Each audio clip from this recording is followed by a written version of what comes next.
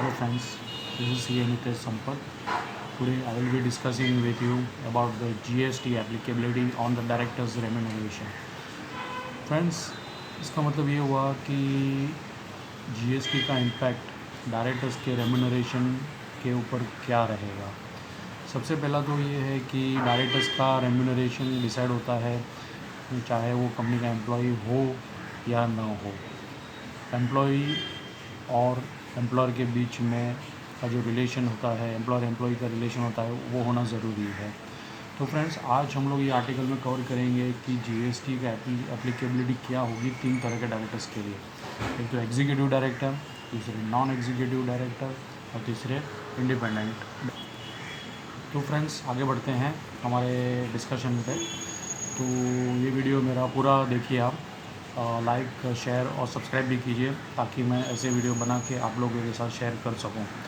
सो सबसे पहला तो GST part on remuneration pay to executive director. Executive director कौन होता है? एग्जीक्यूटिव डायरेक्टर मतलब एक होल टाइम डायरेक्टर होता है जो कंपनी की day to day activities manage करता है, कंपनी की डे टू डे एक्टिविटीज़ देखता है, इसलिए वो कंपनी का एम्प्लॉय माना जाता है। वो रेम्यूनरेशन जो लेता है वो 2 तरह के रेम्यूनरेशन लेता है। एक तो सैलरी के तौर पर लेता है और दूसरा प्रोफेशनल फीस और सिटिंग फीस के तरह लेता है। अगर वो एम्प्लॉय ऑफ द कंपनी है, एज एन एम्प्लॉय अगर वो रेम्यूनरेशन लेता है तो वो जीएसटी उसके ऊपर नहीं लगेगा।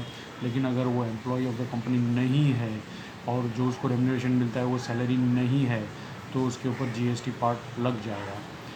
और ये जीएसटी जो भी लगेगा वो कंपनी की लायबिलिटी है, कंपनी को वो भरना पड़ेगा। इसलिए इस तरह के जीएसटी को बोलते हैं रिवर्स चार्ज मैकेनिज़्म।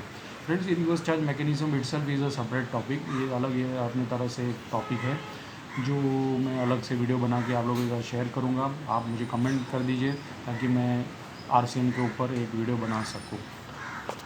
दूसरा पार्ट है GST on remuneration paid to non executive director. Non executive director जैसे नाम सजेस्ट करता है, he is not an executive director. He does not look into the day to day affairs of the company full time. मतलब company की day to day activities है उसमें वो पूरी तरह से इन्वॉल्व नहीं होता है। जब जब रिक्वायरमेंट होती है तभी वो उसमें इन्वॉल्व होता है। इसलिए ऐसे देखा जाए तो ये कंपनी का एम्प्लॉय नहीं है, और बिकॉज ये कंपनी का एम्प्लॉय नहीं है इसके लिए जीएसटी उसके ऊपर लग। फ्रेंड्स, तीसरा पार्ट है अपना GST on fees paid to independent director.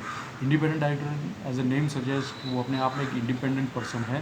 वो कंपनी से किसी भी तरह का रिलेटेड नहीं है, कंपनी के साथ उसका कोई भी तरह का डायरेक्ट इनडायरेक्ट रिलेशनशिप नहीं है। He is not related to the company.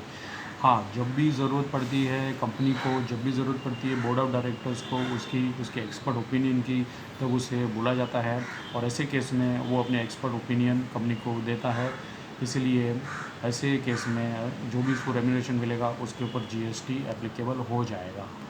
Friends, इसमें और 3-4 पॉइंट मैं आपको बताना चाहता हूँ कि ये जीएसटी ऑन डायरेक्टर्स रेम्यूनरेशन है उसके ऊपर 18% जीएसटी एप्लीकेबल होगा और ये लायबिलिटी कंपनी को डिस्चार्ज करनी पड़ेगी।